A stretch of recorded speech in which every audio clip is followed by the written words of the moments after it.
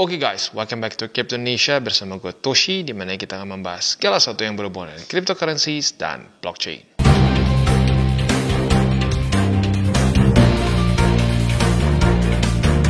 Oke, dan hari ini waktunya kita update meme coins ya. Overall dalam 24 jam terakhir sih ya koreksi ya.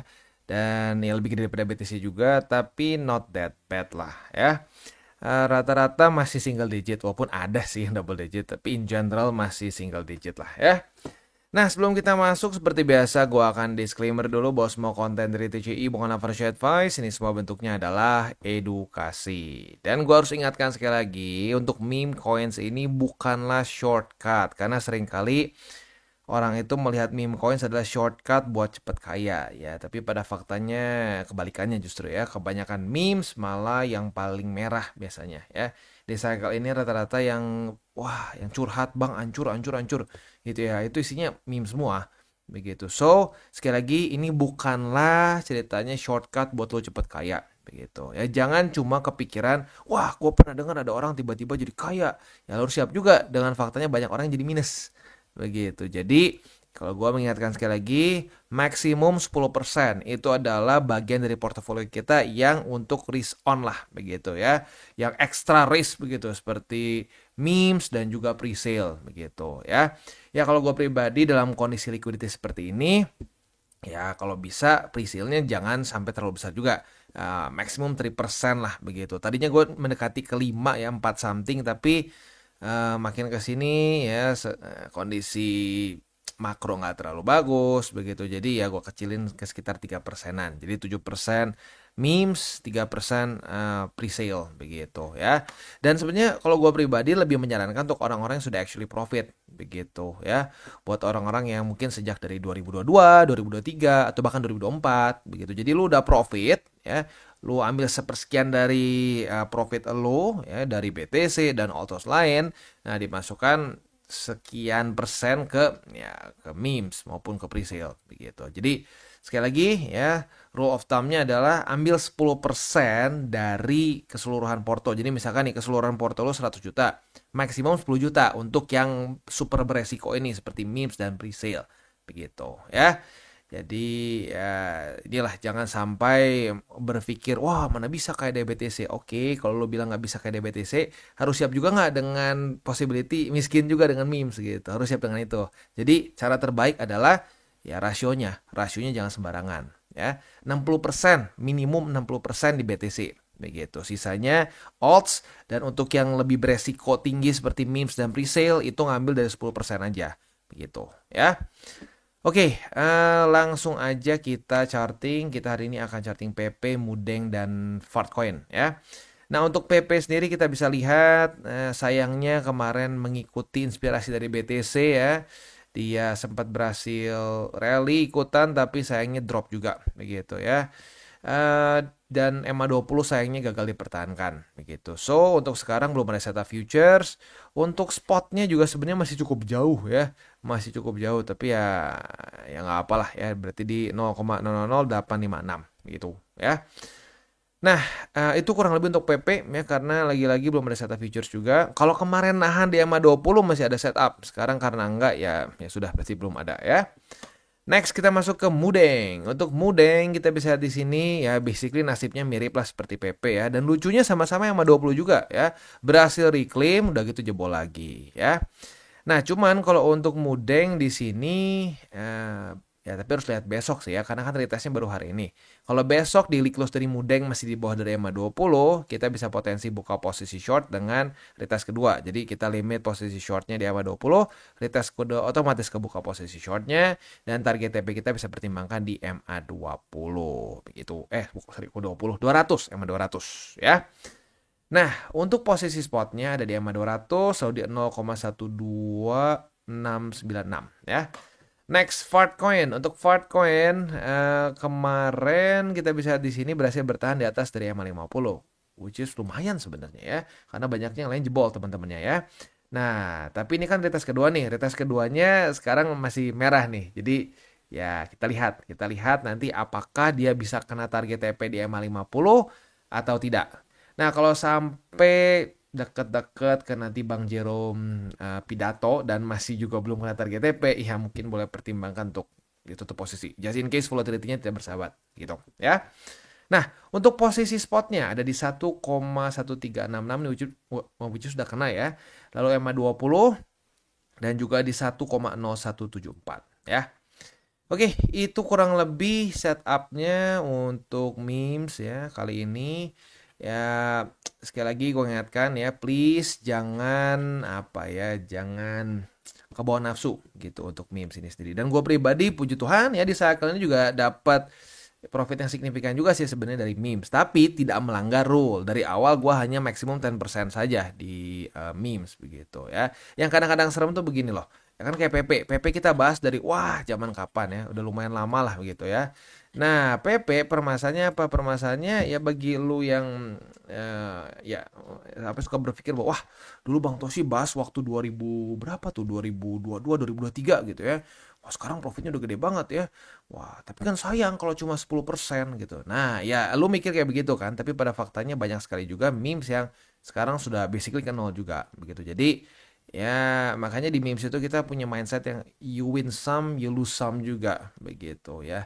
Ujung-ujungnya sedikit ya mirip-mirip kayak presale, it's numbers game gitu. Karena kita nggak pernah tahu mana yang bisa terus lanjut ke atas begitu. Dan kebetulan ya kita dapat PP di cycle ini, di cycle kemarin di awal ya, bahkan sebelum gua buka channel ya gua profit gedenya tuh di Doge kalau di memes begitu. Tapi lagi-lagi dengan dengan resiko yang terukur begitu. Jadi ingat, kita bisa kok profit dengan berbagai macam jenis ya, bisa dengan berbagai macam jenis kripto, tetapi dengan alokasi yang tepat.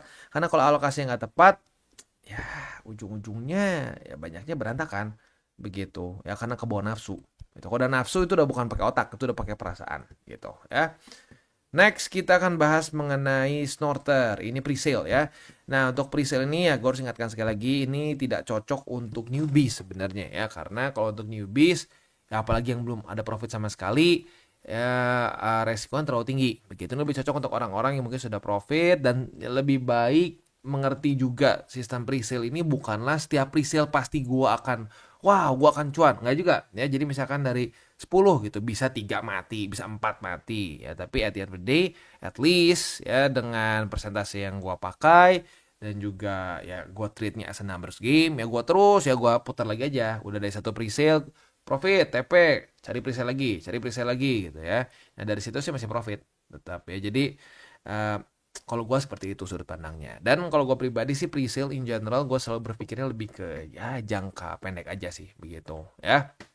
Nah, untuk Snorter ini adalah dia dihitungnya meme coins ya, tapi ke depannya ya plan dia ingin menjadi trading bot juga begitu, dan dia ada di Solana begitu ya. Nah, apakah ya kan sekarang adalah memes ya, dan banyak memes zaman sekarang tuh sering dikaitkan ke ya ada utility-nya lah gitu kasarnya ya. Kayak sebelumnya dulu pernah ada yang layer 2 Solana gitu ya, lalu ada yang juga untuk jadi DEX dan lain-lain. Tapi kalau menurut gue pribadi, selama dia masih belum belum dia benar-benar listing dan belum benar-benar dipakai, ya sulit juga begitu ya. Dan ini kan di sini kan sebagai trading bot juga ya. Nah, untuk ya kalau trading bot ini udah tahu ya, udah cukup banyak pesaing juga, dan bahkan banyak trading bot yang sekarang diberikan gratis oleh exchanger juga begitu. Jadi ya kalau gue pribadi sih ya ngelihatnya lebih kayak sudah ini kita treat as a pre-sale saja seperti biasa begitu ya. And then ya saat dia sudah listing ya kita TP begitu. Kalau gue lihat sekilas ya, tadi gue udah sempat lihat sekilas, ya intinya nanti akan ada trading bot dan lain-lain gitu. Tapi ya masih pertanyaan besar apakah akan beneran atau enggak begitu. Jadi ya kalau gue pribadi sih ngelihat dari yang sekarang gue bisa lihat seperti ini, saat dia sudah listing ya gue sih akan TP aja semua begitu ya. Dan dari si tokenomicsnya sendiri kita bisa lihat sendiri ya. Ini 25% pengembangan produk, 20% pemasaran, 20% liquidity, 10% hadiah komunitas, airdrop, perbendaharaan. Jadi kalau kita sekilas saja berarti dipegang oleh tim dev itu kan pemasaran, pembendaharaan, dan juga pengembangan produk ya. In theory dipegang mereka juga lah begitu ya. Berarti sangat besar dipegang oleh mereka, lebih dari 50% begitu. Jadi ya apapun itu kalau sudah sangat besar dipegang oleh tim devnya ya kalau gue sih ngeliatnya lebih ke jangka pendek aja begitu ya. Nah, sisanya sih ya baik lagi ya. Tadi kan dia bilang bot, tapi ya belum ada spesifik penjelasan yang detail mengenai gimana cara kerja botnya, jenis botnya seperti apa, begitu ya. Cuman di sini ya mereka lebih ke ya promosi nanti ke depannya akan fee-nya murah, begitu ya, mudah untuk digunakan ya. Lalu kalau diluncurkannya rencananya di kuartal 3 ya, which is sudah mendekati ke situ ya. Tapi ya baik lagi sekilas gue lihat di sini masih apa ya, ya baik lagi masih kayak cukup mentah ya. Dan ya kalau kita lihat di sini apakah dia sudah di apa namanya ini ya dia udah di apa sih namanya di audit ya, di audit oleh Coinsalt, and then satu lagi ini Solid Plus, ingat gua ya. Nah, kalau kita lihat di sini ya beberapa hasilnya sebenarnya udah kayak klasik juga sih ya. Jadi udah nggak bisa nge-mint, nggak bisa nge-blacklist, nggak bisa nge-honeypot, nggak bisa set fee tertentu ya yang sampai ekstrim, dan juga nggak bisa menghentikan trading karena ya lagi-lagi ini memang beberapa cara klasik yang dipakai oleh para tim dev dulu di cycle sebelumnya untuk ya ngerak pool lah gitu kasarnya ya. Nah, tapi bukan berarti kalau ini secure maka tidak akan ada kemungkinan sama sekali bisa drop. Tetap aja bisa. Seperti yang gue bilang tadi ya, dia secara apa namanya bukan alokasi lah ya. Tokenomics-nya cukup besar dipegang oleh tim dev.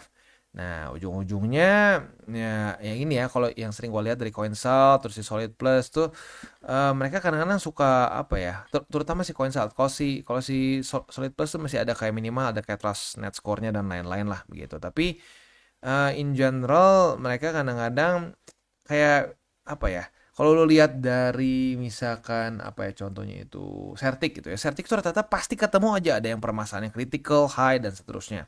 Nah, mungkin ya itu jadi satu ya hambatan lah gitu buat mereka. Jadi ya makanya nggak terlalu banyak yang pakai ya Certic dari apa project-project presale begitu. Tapi ya baik lagi ya kalau terutama dari Coinsalt nih, kalau dia bilang nggak ada masalah apapun nggak berarti aman juga sih, karena berapa kali ada yang dulu tuh pernah ada yang di apa namanya di audit sama Coinsalt dan di audit sama Certic, yang Certic ketemu yang Coinsalt nggak ada apa-apa gitu, nggak ketemu apa-apa.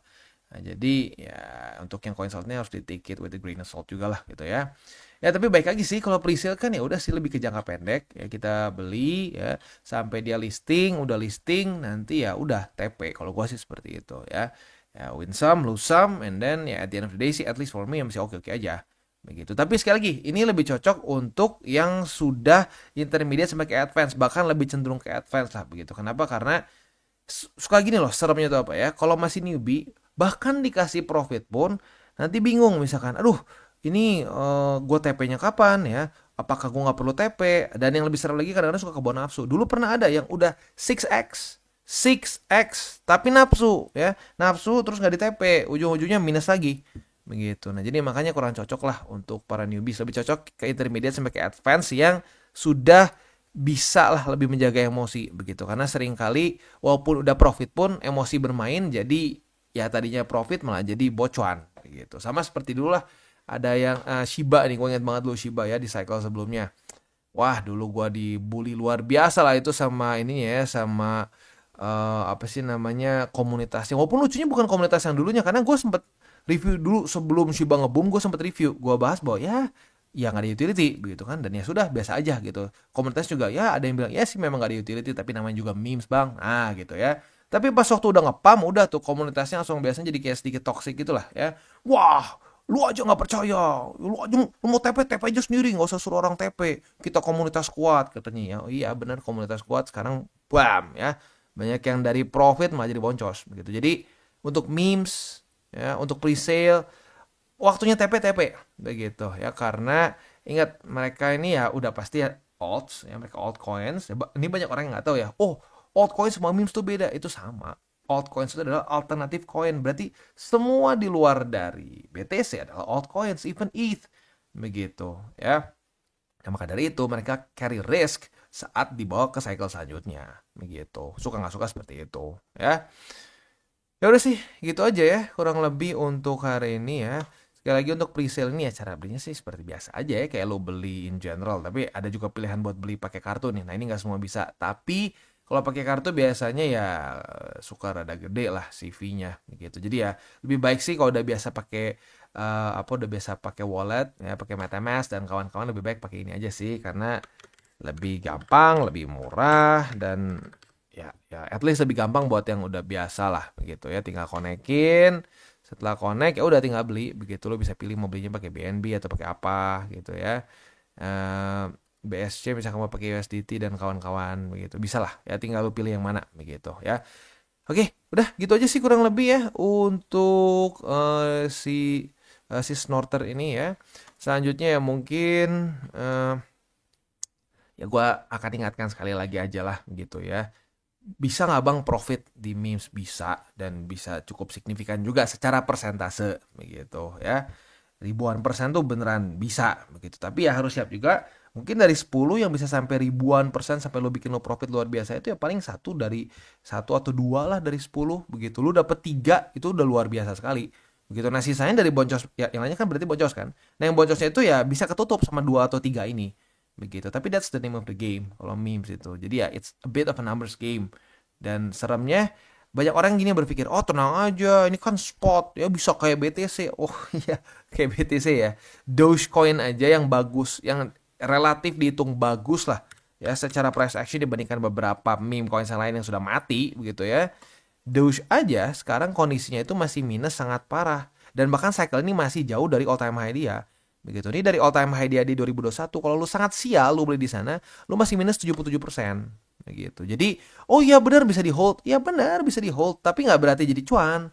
Begitu. Dan biasanya memes itu setelah lewat satu cycle yang dimana dia sangat hype, cycle selanjutnya kalau dia masih survive pun biasanya kan underperform seperti yang kita bisa lihat di sini. Doge di cycle sebelumnya tuh wow. Ya, wow, luar biasa sekali gitu ya. Doge di cycle sebelumnya itu dia basically ngepam berapa nih, coba kita iseng ya. Ini sampai 59.000%. Ya, coba pikirin baik-baik lagi. 59.000%. Berarti 59x. Kalau sejuta jadi 59 juta. Gitu ya. Ya tapi ya, lihat performa di cycle ini. Cycle ini performanya ya otomatis signifikan lebih drop begitu. Ya, tapi masih not bad untuk Doge lah. Masih ada banyak lain yang lebih mati jauh begitu ya. Ya tapi this is the fact about memes begitu. Oh, spot bisa di hold ya, bisa, bisa. Tapi at best aja kayak Doge gitu menurut gua ya. At worst-nya apa? 0. Begitu. Nah, jadi hati-hati aja di situ ya. Keep it 60-40, dan untuk memes pre-sale itu kan yang masuknya ke kategori ekstra beresiko, ambil 10% aja maksimum. Begitu ya. Ya sisanya kalau lu mau go wild ya harus siap juga dengan konsekuensinya. Begitu ya. Oke, kita tutup dengan 3 golden rules. Jangan pegang panas, jangan over leverage, berpikirlah jangka panjang. Dan salam tabur tuai. Ingat, apa yang lo tabur kan lo tuai, jadi taburlah sebanyak mungkin hal baik. Dan buat kalian yang belum nonton DCWT atau Daily Charting with Toshi, bisa klik di sini, di mana kita akan daily chart your favorite cryptocurrencies. Dan buat lo yang belum mengerti juga mungkin mengenai chart, candles, dan hal-hal lain, bisa juga klik di sini, ada tutorials with Toshi. Dan buat lo yang pengen mendukung TCI, salah satunya bisa menggunakan link referral kita di bawah.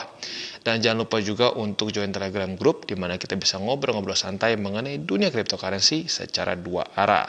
So jangan lupa untuk like, subscribe, click the bell icon, and see you on the next video.